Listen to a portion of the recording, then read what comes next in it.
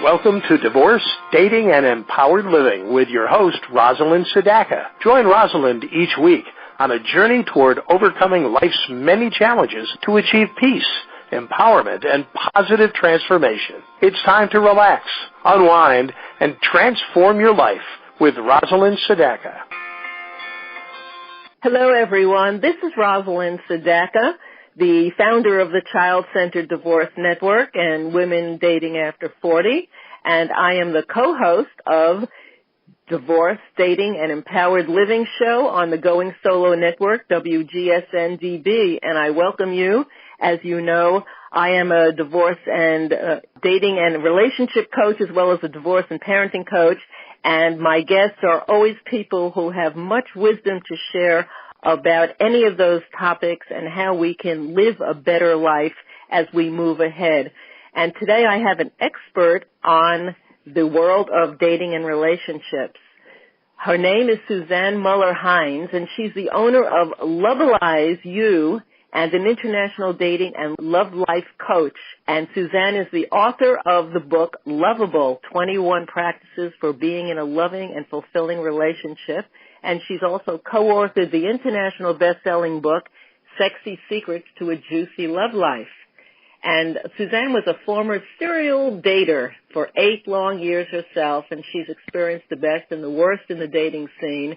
She's been stood up, cheated on, broken up with over text messages, yelled at, and lots more, you name it, and this lady has been through it. And after everything Susanne has been through, she became a student of dating, communication, gender dynamics, relationships, and love. And she learned newly how to have a healthy and fulfilling relationship.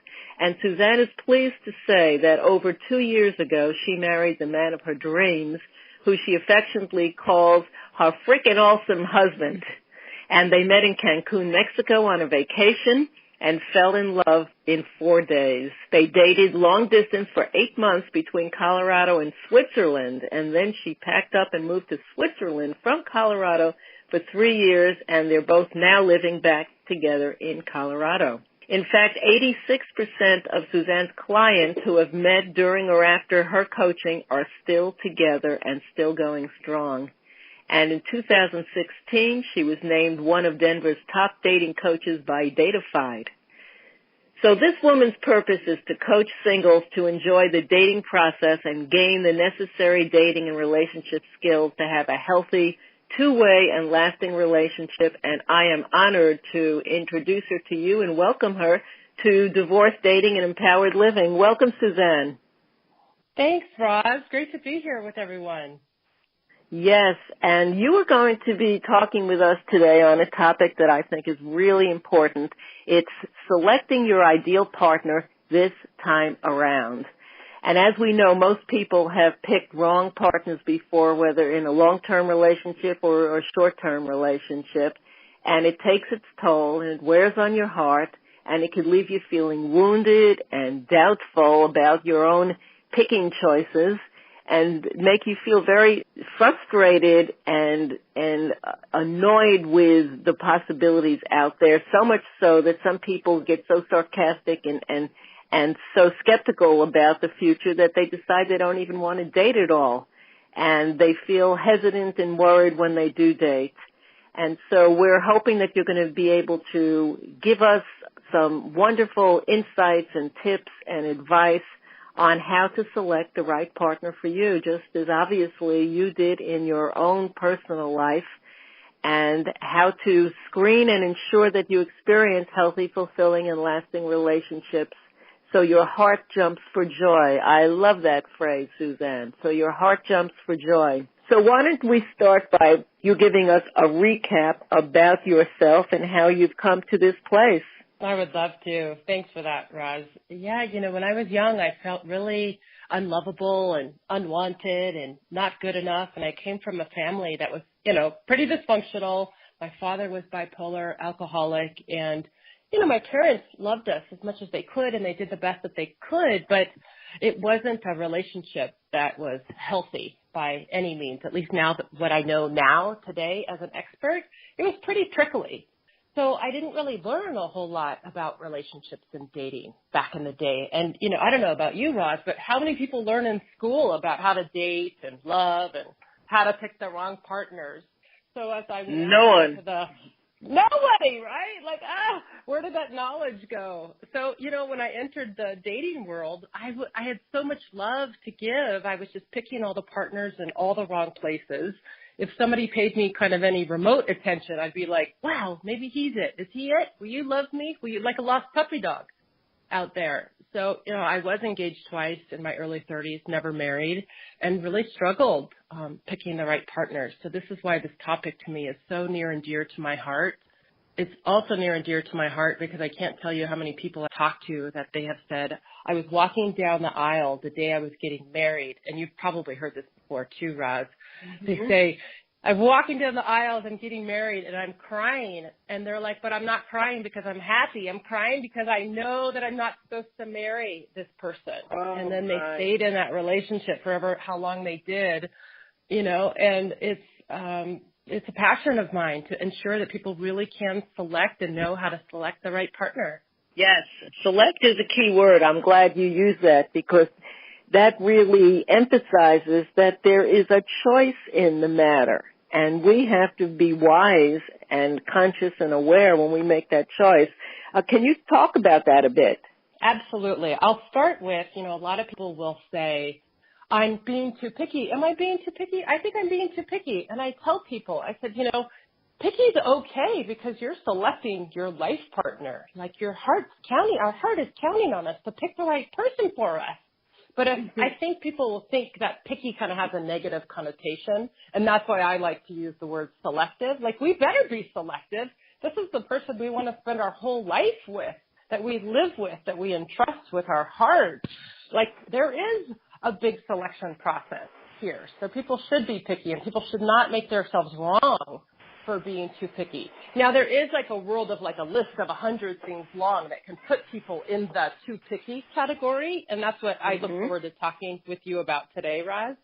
But people should be selective and picky. Absolutely, because we all know that when we've picked the wrong partner and stayed too long, that there's a big impact on our self-esteem and our confidence and our heart and our mind. All of it. It's just kind of all-encompassing in our whole life. Absolutely. So I was wondering if there are certain common questions that most clients ask you. I'm sure after all these years of doing it, there are certain things that you get over and over again. And why don't you tell us what some of those questions are and some of the answers, because most of our listeners are going to be asking the same questions if they were in front of you. Yes. The couple of the questions that I receive that are common is, should I have a list or should I not have a list? Or the kind of partner that will fulfill me. And I am a proponent of having a list, not a list of 50 to 100 things. The list that I help clients create is about, 10 to 15, but it's very specific. So I'm a big proponent of lists. That's my first question. The second question I get asked a lot is, how do I select that person? Because, many people, especially over 40, have been in many long-term relationships, and some people have been in a divorce once or twice already. So their picker is kind of off. So I do get asked a lot, how do I go about picking that right partner? And so I love to give people that information, which I'm sure we'll talk about a little bit today. And then I get asked a lot, well, where do I find this person? Now that I have this list and this criteria, where do I find this person? So I always tell people, well, once we have this list, we can now look at, well, where does this kind of person hang out? Where can you go to be in that kind of pool of people? Because if you're looking for a certain type of person, you can't just sit on the couch and expect that person to just show up at your door and knock and say, hi, would you like to go out? Those are three of the questions that I get asked commonly. Exactly. Yes, well, those are great questions. And let's start with the list, because people get very confused about the list of what's right to include and what isn't right. And I think a lot of mistakes are made right from the get-go because they're putting down lists about the height and the color of hair and things that may not be the most significant things for us to be focused on. So why don't you address that for us? I would agree with you on that, Roz. Absolutely. I always tell people that, first of all, you don't have to put on your list that you have that spark or chemistry or attraction. That's kind of like, I kind of call that like the duh factor. Like, of course, you're going to need that. But the first thing that I tell people is, like, when you start to create a list, is that you need to look inside, and I give people full permission to be very, very selfish. Like, people don't take the time to be actually really selfish because we think it's a bad thing, but, like, we have to look inside and say, who's going to fulfill us? What kind of a person will fulfill me as a woman or as a man? And the categories that I look at, Roz, when I'm working with somebody on a list are the big categories, like communication. And here's the pitfall, though, that people run into is they'll say, oh, I want somebody that's a good communicator. Well, what does that really mean for you? And so I ask people to say, well, what does that look like for you? Get that really specific. On a day-to-day basis, when you're in this lifetime relationship with somebody, what kind of a communicator do you need in your life? What does that specifically look like, rather than just writing good communicator? That's the difference that I would say to people. The other area of life that I give to people, there's many: spirituality, sex and intimacy, might be politics, family relations, because as you know, Roz, you marry, you're in relationship with somebody's family, their kids, their mother-in-law, right? Like, that's important. What kind of family relations do you want somebody to have? Other topics that I work with clients on is health and fitness, travel, career, and the other one, Roz, that most people are missing. This is the number one thing that people are missing on their list, is relationship readiness. So if people don't have relationship readiness on their list, they get the default. They get the guy that just wants to play the field. They get the guy that's kind of not ready to commit. So in relationship readiness, I recommend to people that they put available, interested in a healthy relationship, interested in committing, or a monogamous exclusive relationship. That's what I mean by getting it very specific. Somebody that can make me a priority as well in relationship readiness. Because otherwise, that's where people can be out there and they're so frustrated. They're like, but I have this list. But what if we haven't defined the kind of person that we really want to attract towards us on that list? So that's why I always add the relationship readiness on my clients. Yes. And I always make sure that people talk about values, shared values, and whatever that means. But to me, that's such an important factor in really finding a kindred spirit, someone who you're going to be able to share your life with. Can you talk a little bit about how values affects our choices? Absolutely. I love that you brought that up, because I do that with clients too, because there's a difference between our own personal values and shared values with somebody in relationship. For example, my shared values with my husband are loyalty, trust, our affinity for travel, and we have a few more. But those are really important, and those will sustain the relationship when those shared values are in common between people, because it means you believe in the same thing as well. So that's a really good point to bring up as well. And it otherwise, may, like you said, people are looking for the blue hair, the blonde hair and the blue eyes and all that, and it's like, I didn't know. And when they do, they miss a lot of quality people that they're overlooking because of an inch or two, or because of some other factor that's much more superficial. But values may also encompass spirituality and religious beliefs. If you don't feel similarly on the religious spectrum or on the political spectrum, especially in today's world, that can be very, very difficult to move ahead. And also aging, I find, is another factor, growing old. If one party visions staying home and playing with the grandchildren and having local vacations, and the other one is a world traveler and doesn't care as much about family dynamics, that's a conversation that should be had early on, because you may have a totally different vision of how you want to spend those aging years. Absolutely. Some people would like to still have children, and other people do not. And that's okay. I tell people everybody has preferences. And that's okay. It's not personal. That's really a great point, Roz. So we've gotten some really clear insights, and we're going to take a quick break now, and then we're going to get back to continuing this conversation. And you've been listening to Rosalind Sedacca interviewing Suzanne on Going Solo Network, Divorce, Dating, and Empowered Living Show, WGSN-DB. We'll be right back. You're listening to WGSN-DB, Going Solo Network, Singles Talk Radio channel, where we take a lighthearted and candid approach to discussions on the journey of relationship loss, divorce, parenting, being single, relationships building, dating, and yes, sex. Join our listeners and begin living your best life. Hello, everyone. We're back. This is Rosalind Sedacca with the Divorce, Dating, and Empowered Living Show on WGSN-DB, the Going Solo Network. And we are talking to Suzanne Heinz about issues that are related to the world of divorce and dating. And we want to make sure that you are savvy in making the right choices and right decisions moving forward in any relationships that you're looking at. So, Suzanne, I really would like to get some insight about the kind of mistakes that you see clients making that you can help them, just stop them in their track to make better selections and better decisions. I'd love to. So the first mistake that I see, Roz, for people out there dating is they think that once they create this list, let's say it's like 12 or 15 items long, they think they're going to get everything from somebody. And it's a big myth. So I tell people that we're shooting for about 80% of this list to actually find in somebody. Because if I find that in clients, if it drops below that 80%, at some point in life, they're going to become unfulfilled, unhappy, and miserable. And then they're like, well, why? This person has some great qualities. So that's why I target 80%. Okay, that's the first thing that I would share with people, that they think, oh, I need to have everything from this person. You don't, in order to have a fulfilling relationship. But that's why this list is so specific, and that we go to work on making sure this list is specific.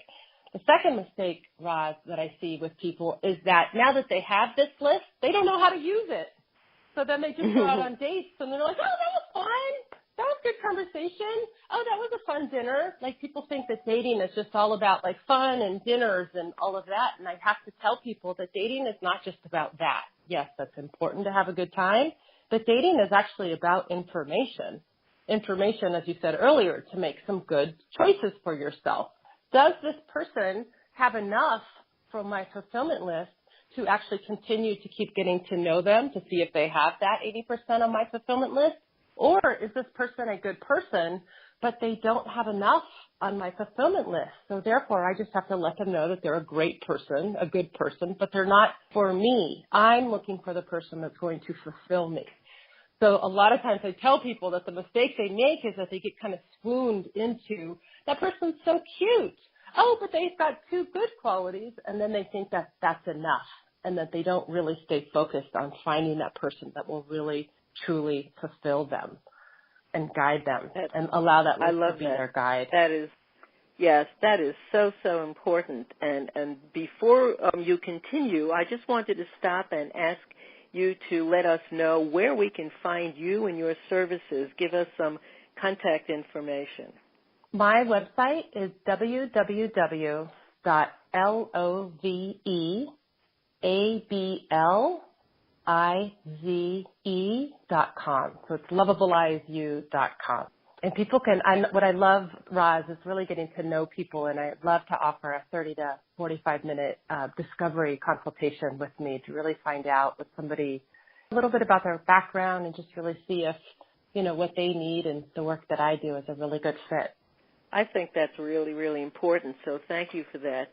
So you can access Suzanne Muller-Heinz right at her website, Loveablize Me, and schedule some time to have that complimentary consultation with her. That is wonderful. So we were talking about some of the mistakes that you're finding people making. Are there any others that we need to know about? Yes. The other mistake that I find with people is once they have this list and now they're out on the date, they then wonder, well, how do I find out if somebody fulfills me or not? Like, people aren't comfortable asking questions because they get too concerned and wrapped up with, I don't want to interview them or I don't want to grill them. And I understand that. And there's a way to have a conversation with somebody to really find out in the world of health and fitness. You know, share, like, you know what, I love to do yoga. You know, I'm really, I do a lot of spirituality. What do you do in the world of spirituality and fitness? Like, there's a real, people get really concerned that they're not going to position questions right.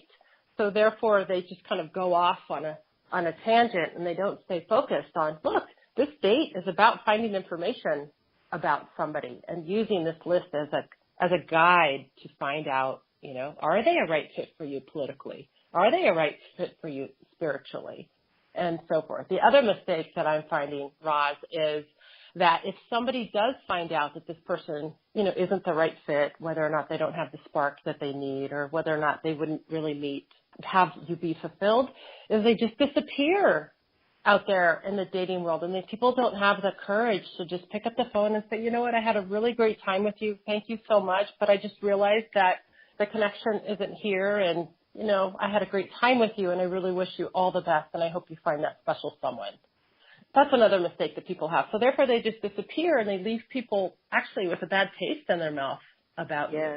So it's a skill. I love that. I love that. It's considerate, it's conscious, it's compassionate. And if we put ourselves in the other person's shoes, that's what we would appreciate having happen for us. So be the one who sets that example as a role model. Thank you for making that clear.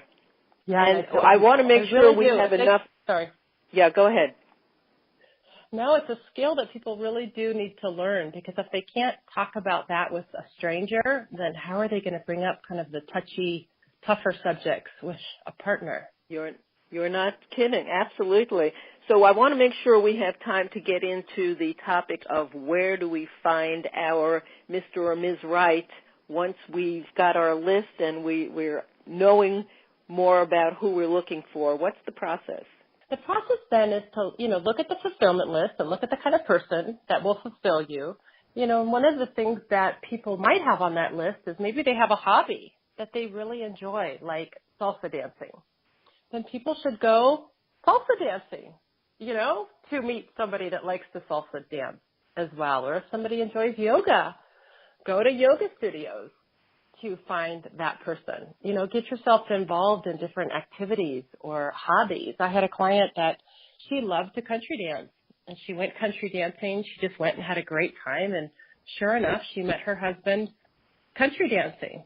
Like, it's really not that hard. People make this process a little harder than it is. And don't get me wrong, I spent 8 years serial dating as well. But once I really understood this, and I understood myself and the kind of person I was looking to fulfill me, I did go on a vacation course with personal growth and development, because I wanted somebody that loved personal growth, that had money to travel, that was international. And so I went to Cancun, and that's sure enough where I met my husband, because I put myself in a pool of people where those people are as well. I think that's so important. I think one of the biggest problems I find with my own clients is that they are stuck in doing what they've been doing and expecting different results, which we all know is insanity. And that's what it is. They do the same thing with the same people in the same places, and then they come out with the conclusion that there's no one available out there. And the truth is they are just stuck. Yes. Yes. And like you said, doing the same things over and over and over and expecting the same result. I always tell people, go do what's fun for you, because if you go do what's fun for you, your energy is going to be up, your vibration's going to be high, you're going to be having fun, and people are going to notice you as well. If you don't want an online date, don't do it. Yes, there aren't rules that are must that everyone has to do. But the rule about not just sitting in the house and expecting someone to knock at the door, that's a pretty strong one, right? That's a strong rule. That's right. And I tell people, you can meet somebody anywhere. You really can meet somebody anywhere. Yes, I met a guy in the supermarket. Yes, that's it. Can you talk a bit about the questions to ask? I think people really get stumped about that. Absolutely. You know, like, let's say politics is a big issue for people. You know, like you have to have somebody that's either Republican or Democrat. Like maybe that's important to you. You know, I know it's kind of in the heat of the political realm right now, but if you meet somebody, you can kind of playfully say, so who did you vote for? Yeah. And then they'll tell you, and then you have information. Or you can say something like, and I like multiple choice questions, Roz, so to give people a choice, so you don't just ask them one. So what do you do for blah, blah, blah? I like, so are you Christian? Do you practice a religion? Do you consider yourself atheist? Or are you more kind of spiritually open? It kind of doesn't put people on the spot so much. Or I've even been so bold to ask somebody, are you single? Are you out, dating right now? Are you looking for a relationship? Are you not interested in a relationship right now? Kind of more like inquisitive questions with people, because that will show their relationship readiness. Many people will be very honest if you ask the question. But I think people get really afraid to ask questions because they're afraid of the answer. And there's a way to be able to approach it and position it. I agree. And sometimes if they don't want to answer, that says a lot too. That does. Exactly. That can tell you a lot about what's going on. Yeah, you can tell when somebody's hesitant, huh, Roz? People are like, then ask another question. People, I think, will ask one question and stay on the surface. And I tell people, okay, well, if you're not clear about what they say, ask just another clarifying question. So what you're saying is you're dating, but you're not really interested in a relationship right now at this time because maybe you're doing some healing right now. Is that right? Yeah, exactly. Oh, okay, good. That might be for you and that might not be for you. But it's like knowledge is power. I love that quote. Knowledge is power, because once you have the knowledge and the information, you can now do something with it. You can make choices for yourself. Are they somebody you even want to go out with again? So, Suzanne, remind us again once more about where we could find your website and the services that you offer. The best way to reach me is my website. That's where people can schedule a 30 to 45-minute consult with me. It's www.loveablizeyou.com, which is LOVEABLIZEYOU.com. Excellent. And why don't you leave us with takeaway message? What's the most important thing you want our listeners to remember in closing this interview so that they can make some shift in the way they're doing things from today on? The biggest takeaway message, Roz, I would share today with your listeners is that dating can be really hard if we let it, but there is a way to kind of keep things simple. So by being really clear with yourself about the kind of person that would fulfill you and then asking questions from that list of people, it'll just give you so much more knowledge and information for you to make the best decision for yourself, which is why I love when my clients are like, oh my gosh, I didn't think that this person existed. It's the best feeling in the world because they did the work, they got themselves clear, they asked the questions, and then they're just delighted with the person now that they're with because that person will really fulfill them. And it's exciting. So that's what I would share with people today, Well, Roz. That's great advice. It's been a great interview. You are filled with wisdom and tips and a great way of approaching and sharing them as well. So I encourage everyone to check out loveablizeyou.com. And you've been listening to Suzanne Muller-Heinz, who is a dating and relationship expert, and she has amassed a wealth of real practical wisdom that you can use on a day-to-day basis to make a shift in your love life and your future. Thank you so much, Suzanne. It's a pleasure to have been talking with you. Thank you, Roz. Great to be here. Great. Well, this is Rosalind Sedacca with Child Centered Divorce Network and with WomenDatingAfter40.com. And you've been listening to Divorce Dating and Empowered Living on WGSN-DB. We look forward to catching you next time we do our program. Bye-bye for now.